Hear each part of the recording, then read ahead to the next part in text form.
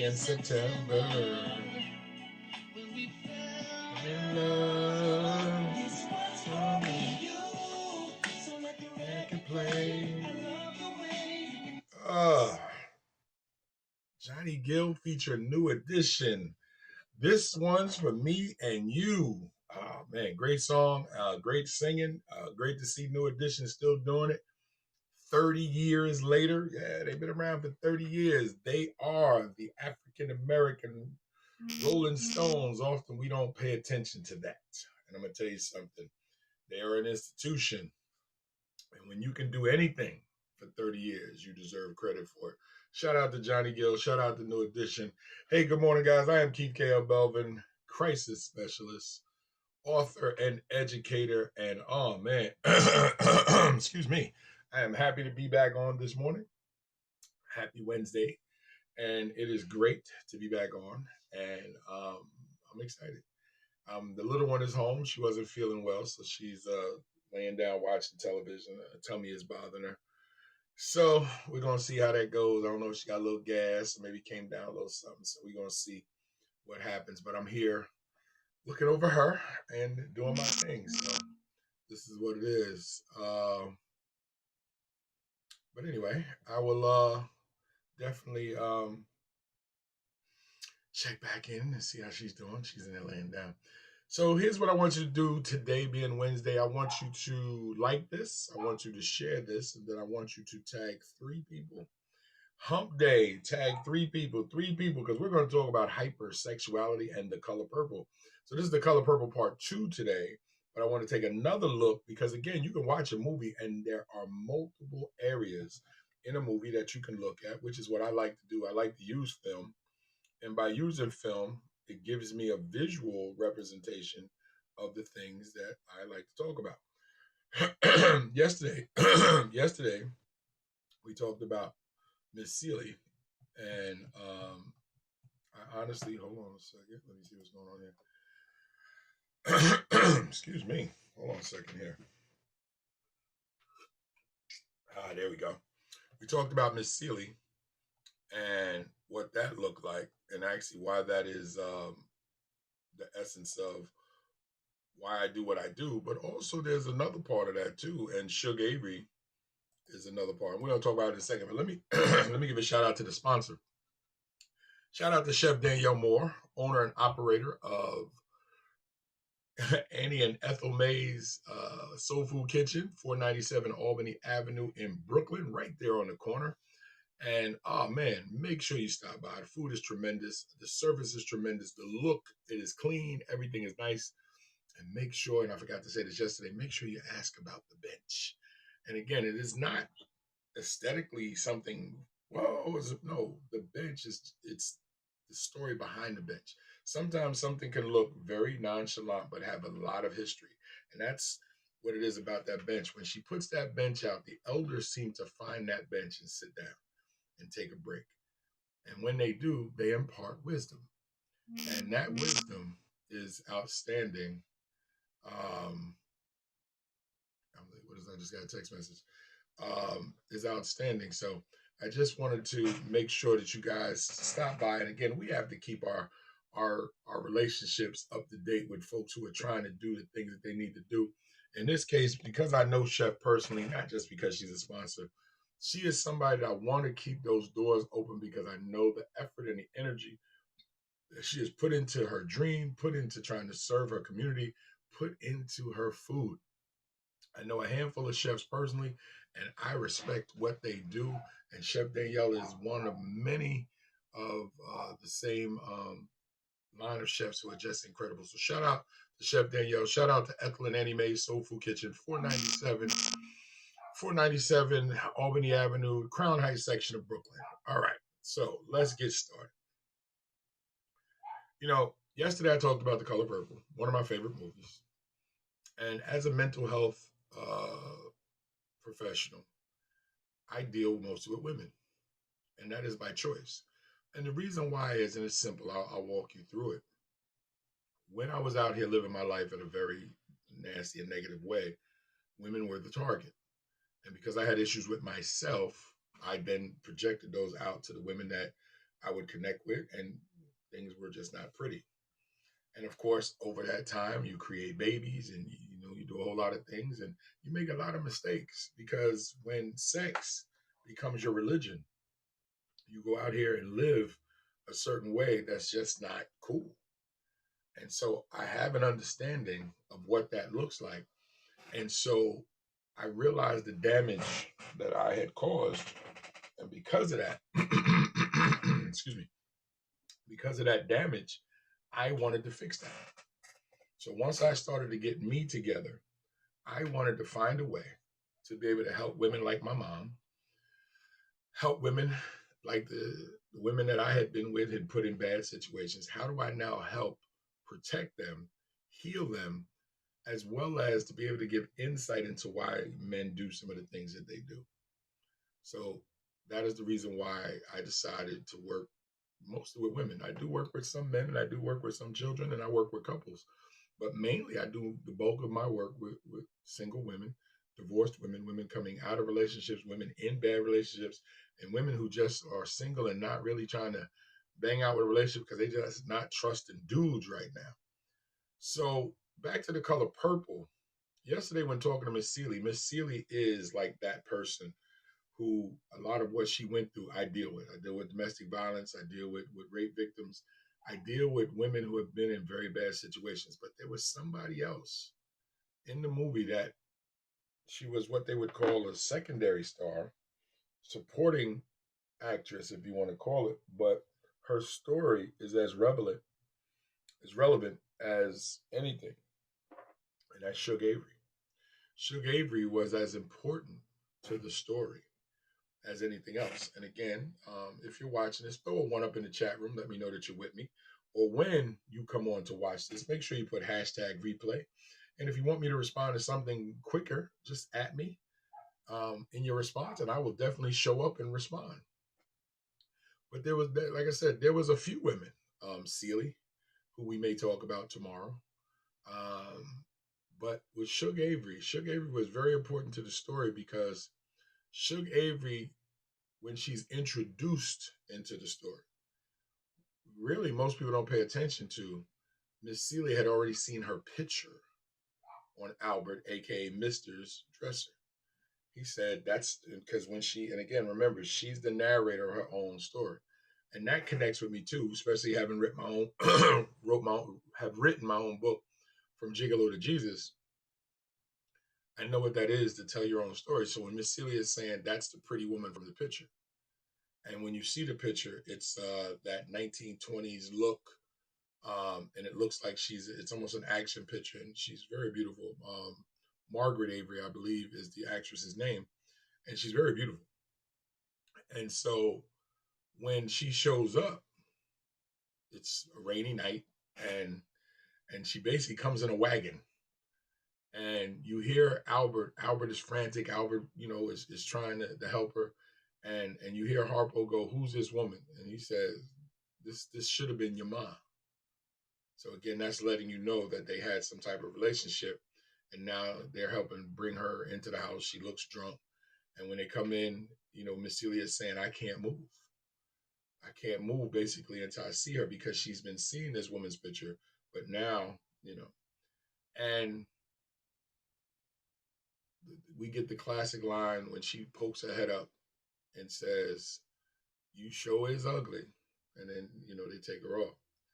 Now, if you pay attention through the movie, um, little clips let you know that Suge Avery is hypersexual. So I don't want anybody attacking me saying, "Well, are you slapping that label on her?" No, I'm just going by the clues that the movie has given. Okay. And again, if you pay attention to Adolf Caesar, that's the father, and Mr. when they're talking, when he comes by, and again, his dramatic scene is stomping, the hard walk, and he's talking to his boy, and Miss Celie goes and gets him something to drink, and he's basically talking about Suge, and he's like, well, she set the population of Hopewell County a new high. And and she got that nasty woman's disease. And back in the days, that would either be syphilis, gonorrhea, or something like that. And but Alfred is Mister is so smitten and just excited, and you can see he's open, or whipped, as some of us would say back in the days in the streets. And when the father finishes drinking the water, he says, "Miss Celia, you have my condolences. Not every woman would let her man's hoe lay up in the house." And again, that's why I said if you pay attention to the signs, I'm not adding, I'm just giving my thoughts about what was shown. And so in this particular case, you hear the father running her down, and then you hear Celia say, always run talking about people. Next time I put some of Suge Avery's pee in his water, which is nasty, but and she talks about, people don't like people talking about people, but often amongst the lies that people may say, there are some truths there. And we have to pay attention from that point, what we see about Suge when she's on screen. And so you see she's ruckus, she's raucous, and she's hard, and she's yelling and screaming, and you see Albert trying to make her breakfast, which was horrible. And he takes it up to her, and she basically slings it against the wall. So Celia, smitten by the idea of who Suge Avery is, she goes down the kitchen and she burns. Now, if you've never seen a country breakfast where they got the big slice of ham and grits and eggs and everything else, Celia's not playing in the kitchen. We get that. She takes the tray up and basically puts it in the room, and she says, "I hide to see what she gonna paint the wall like." And the only thing that come out is the tray. And that's the start of the relationship. That's the start of the friendship. And then when we hear her and Celia having a conversation, and she basically says, "You don't mind if Albert sleeps with me." I want you to understand this dynamic now. We have a woman that is suffering from domestic violence who never has to be married, being beaten or has been beat. We don't know how often Albert has beaten her, but we're going to make the assumption that if he hit her for something like just combing the child's hair, it's believable that he has hit her for other things. And we know that he basically threatened her with going to the mailbox. We saw that. And so my belief is that he has laid hands on her before or after that time that we see. So to be in a house, having a conversation with somebody about, is it okay if I sleep with the man you're sleeping with? That is not an easy dynamic. And that is the look of hypersexuality, where when you're dealing with issues, you deal with those issues through sex. So you don't deal with them directly. You then go out because through sex, you get what you believe is positive attention. And in actuality, it's not the case. And so for me, I understand it because as a person who has suffered from abuse when I was younger, I think I was 6 or 7, I didn't understand what was going on. And so I was out here living a hypersexual life because in my mind, I had to make things make sense. So instead of dealing what had happened to me as a young man, I was out here just trying to have sex because it made sense. And then once you start doing it, it's like a drug. You don't stop. And then at 15, yeah, about 15, um, you get with somebody who's much older. I was with a woman 40 something, I think 40, 41. Now, physically, she didn't harm me, but emotionally, yes, that was rape, statutory rape. I was a 15, 16-year-old boy. Now, some people would think that's cool, but it's not, because what happens is you now are armed with information that you shouldn't have. And again, it just fed my hypersexuality. Now, back to the movie. So we see Suge as this sexual being. She talks about, is it okay to have sex with Albert? And Miss Celia is like, yeah, if that's what you want to do, because I don't like it. Well, no, Miss Celia's not going to like it because it's been forced upon her. Suge Avery is open to the idea of sex. And if you listen to the father, and if he's correct, and she's had sex with multiple people, and she shows up that night drunk, scantily dressed, you make the assumptions. But then we're introduced to her father. And we're introduced to her going to the church and her father basically not saying a word. And when she walks in, she's basically saying how she remembers her time singing in the church. She remembers the time watching her father preach. But you can tell by the father's facial expressions and his demeanor, he wants nothing to do with her. And he basically storms off, and she basically sheepishly leaves. That's when we're introduced to the antithesis of her problem. She has father issues or daddy issues, if some of y'all want to call it that. She has father issues. And what has been a mainstay in a lot of people's lives who have had issues by not having a father figure, male and female, when you don't have that balance, well, then you search for what would be that balance in other places, which opens up the door to hypersexuality. If you ever do some research and look at interviews of women who have entered into prostitution or have become strippers and everything like that, you will see that there is an underlying, not to all, but to many, with issues with men early, whether it's a lack of a father figure or abuse. There's something to that. And that heightens the opportunity for hypersexuality. So we now have been given this information when watching the movie, and now we see Suge. So now Harpo builds a juke joint. A juke joint is simply, like Harpo explains it, a place way back out off the beaten path where you get drunk, play a lot of music, have sex. Is what it is. It's what they do. And you realize that this is what a juke joint is. It's a basically after hour spot. We had them in New York. I don't know if I'm sure they have them down here in Delaware, but I didn't hang out come when I came down here.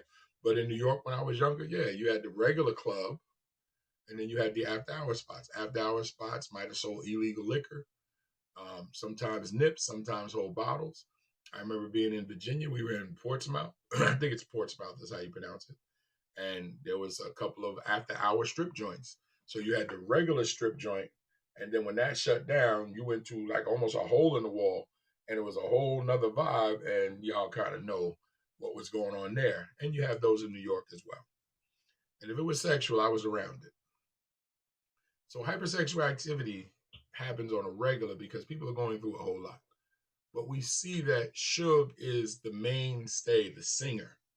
And again, if you're watching the movie, and again, I want you to go back and watch it, you see that even when she's singing, her gyrations is sexual because you see the men losing their mind. One man was like, "Oh, I drink your bath water." That's nasty. But anyway, and you see her turning on the participants. And Miss Celia is there, and you see Albert, and he's drugged out on it. And he's super excited. You can tell he has a love or an affection. I don't know if it's love. He has an affection for Suge. And Miss Celia is sitting there again, desolate because she's empty. We talked about that yesterday. So in one particular scene, when you see the women around her going, I haven't seen a hat like that except at my mom or my mother at her funeral. They were basically running her down for looking run down at the juke joint. Well, how is she supposed to look when she's never been exposed to anything? But okay, that's another story. But Suge Avery now has taken a liking to Miss Celia, and she sings a very famous song, Sister. And she actually says, this goes out to Miss Celia, who rubbed my head when I'm ailing. And any of you that have any type of country parents know that, when you scratch out somebody's hair or you comb somebody's hair and you rub out somebody's hair when they're not feeling well, it's a way to try to comfort them as well as to take care of their hair.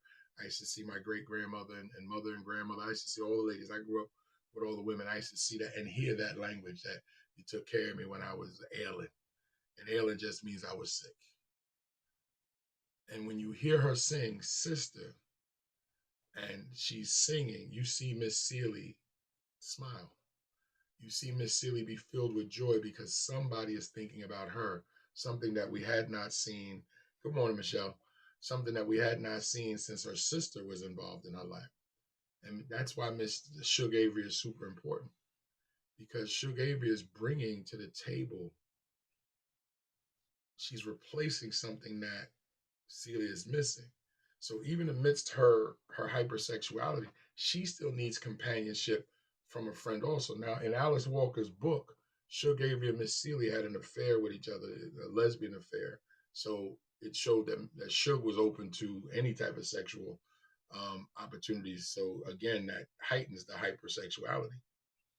So you see Miss Celia make a face at the other chicks like, yeah, but the lead singer is digging me.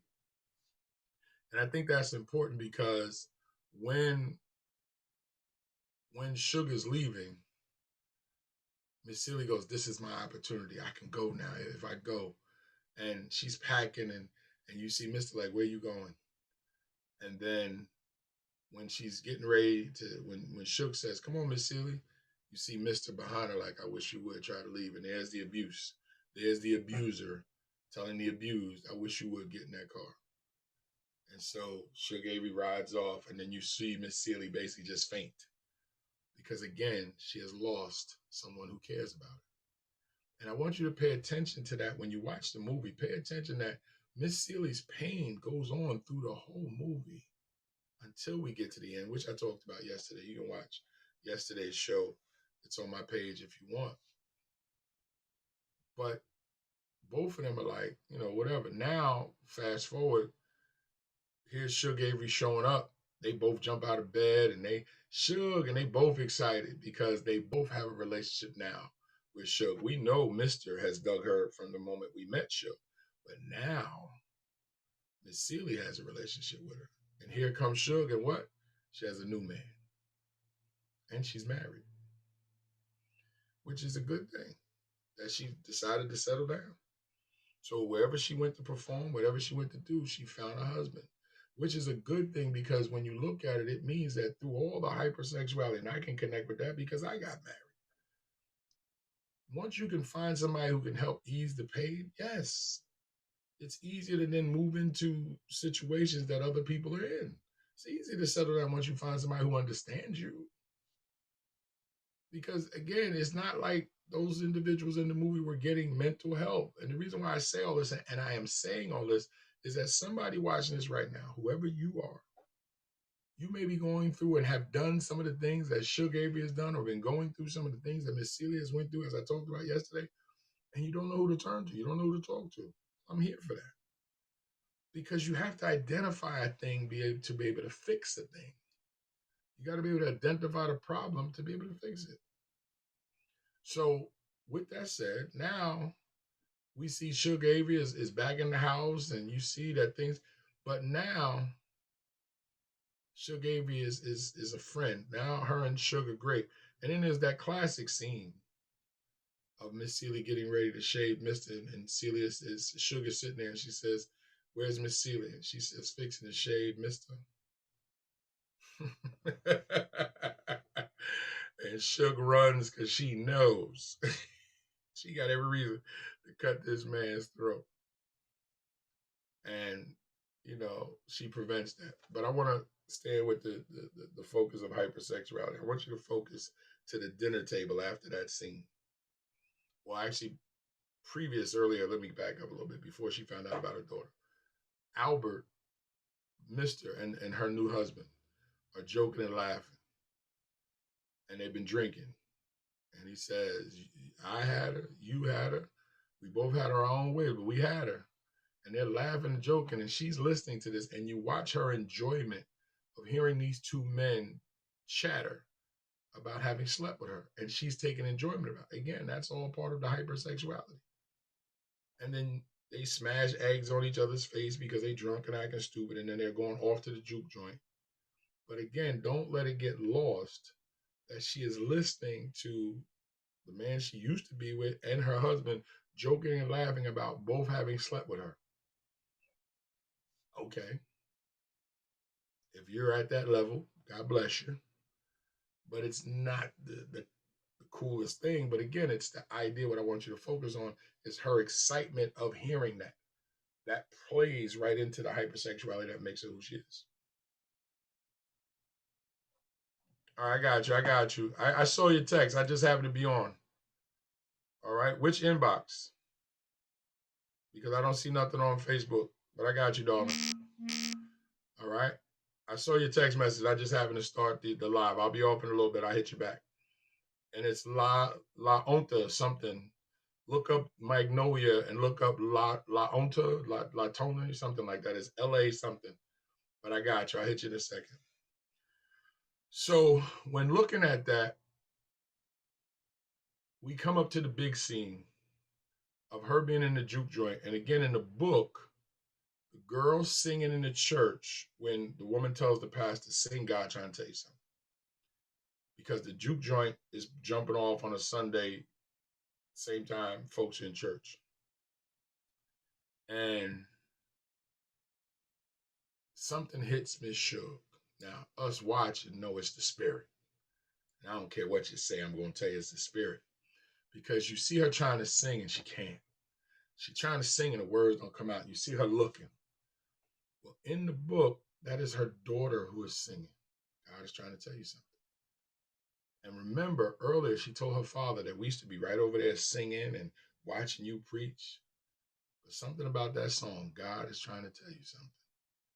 That she starts singing and heading back to the church. And the daughter is singing.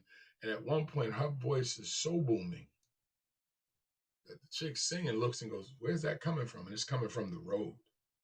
And you see the older lady in church trying to get the pastor's attention. Hey, look, they coming. And here comes Suge Avery with that powerful voice. And again, that's something for me as a man of faith, that I know that when God shows up in whoever he's going to show up in, oh my God, it can be electrifying to those around. So I'm not shocked by that scene of everybody in the juke joint following Suge Avery. Because again, if you've never seen a powerful singer sing live, and one of the best examples of that is in the Five Heartbeats, when old Eddie Kane jumps down and he sings his from his heart, and you see the chick's panties like, ooh, yeah, that is real. You actually heard Maxwell in the song say, I've never sang a song with all my might. There's something to that. But that scene is a pivotal scene in the movie because this is Suge coming home. This is her coming home. She's married now. Yeah, she's still singing at the juke joint. But when she busts open the doors of the church, we gonna have this conversation. And she's letting the song speak for her. That always moves me because I love music. God is trying to tell you something. And when she's walking up to her father, he had to make a decision. So when he stretches out his hands and embraces his daughter, oh man, as a father, wonderful moment. And I know for many of the women watching who have father issues, wonderful moment. And here's the thing, and anybody watching this, please answer this for me. When she says, see, daddy, sinners have soul or song too? I think it's soul, right? And I guess I got to go look at the transcript. But if you know what was said, because I've watched the movie 1,000 times and still can't figure out, does she say song or soul? Put it in the chat what you think it is, please. Put it in the chat what you think Suge Avery says. See, daddy, sinners have song or soul too. And when he reaches back and embraces her, anybody who's ever had daddy issues, you're moved. And I know I didn't meet my father when I was 39, so I know it moved me. And I know it moved the person I was with, and I know it moved a lot of folks. That was her opportunity to come soul. Okay, thank you. That's what I thought. See, sinners have soul too. Thank you, Michelle. That's what I thought. I appreciate that. But that moment is her come about moment. It's her I made it home moment. And for some of us, that's all we've ever wanted. I was able to restore my relationship with my father at 39. It took me 39 years for my father and I to finally meet. We've been good ever since. So for the last 15 years, 14 and a half years, we've been great. So I don't worry about the 39. I needed him more at 39 than I did at 19. I wouldn't have hurt him at 19. We probably would have fought. But I want anybody that has not watched Color Purple that deep, go back and look at the women characters. There's a lot there. But hypersexuality is connected to so many things. Now, we don't know Suge's backstory. We don't know what happened when she was younger. We don't know what set her on this path. What we do know is that her and her father were estranged. We also know that father was a preacher, and we know that sometimes coming up in the church as children of parents in the church, it is tough. And we've all heard the stories about the preacher's daughters and the preacher's kids and all of that. There's some truth to that too. And I've been around a few.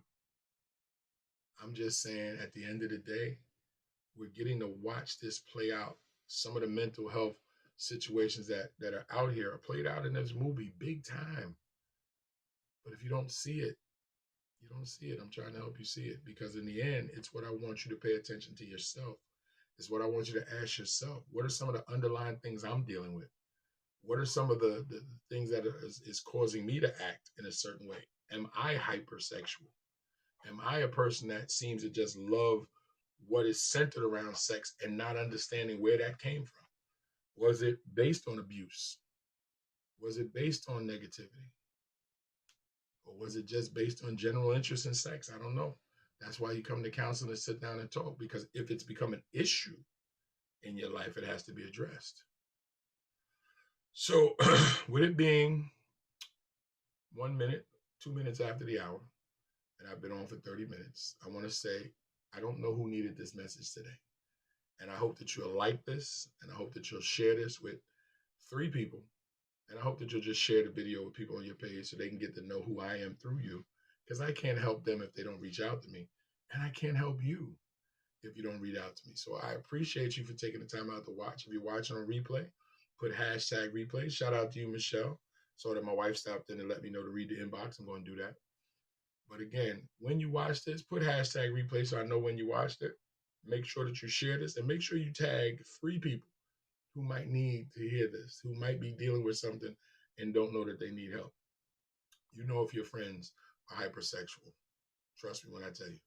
You know. And there's really nothing wrong with being hypersexual if you have an understanding and control of what's going on in the lower part of your body. But if you're kind of just whatever, and you're not sure where that came from, we need to talk. Sex is an incredible drug, and it leads you down so many pathways, and many of them are very tough to come back from. And they're very hard to put at rest. Right now, I'm dealing with some clients, male and female, who are dealing with some sexual issues. And it's very difficult. And I'm helping them through that. And I had to work through my own. Listen, if I let that beast out and get the wheel, man, listen, I'm so happy I didn't get AIDS for all the foolishness I was doing. But there's a lot to it. So if you're ready to talk, I'm here. Don't hesitate. All right? Again, I don't know who this is for. But if you need me, reach out. Let's talk. Let's get on a call. I would love to get on a call with you and have a conversation and be able to offer help. This is what I do. This is why I say to you, bring me your pain. Bring it. I'm for all that smoke. I want it. Bring me your pain. Why? Because I honestly believe we can fix this. I believe that if you and I get together and try to figure out what's wrong, I can offer some type of help. Okay? So again, guys, I am Keith K.L. Belvin, crisis specialist, award-winning author, educator, and someone who's maybe seen Color Purple more times than the craziest person out there, but I love the movie.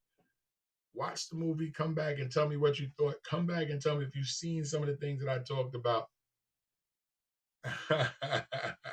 Thank you, Michelle. I appreciate you. I appreciate you. I'm here to help. I love that. Thank you so much, Michelle. And I'll be here, and I'm going to be here as long as the Lord allows me to. So thank you so much. I'm here to help. And so there you go, Michelle. Awesome counselor. I love that. Thank you, Michelle.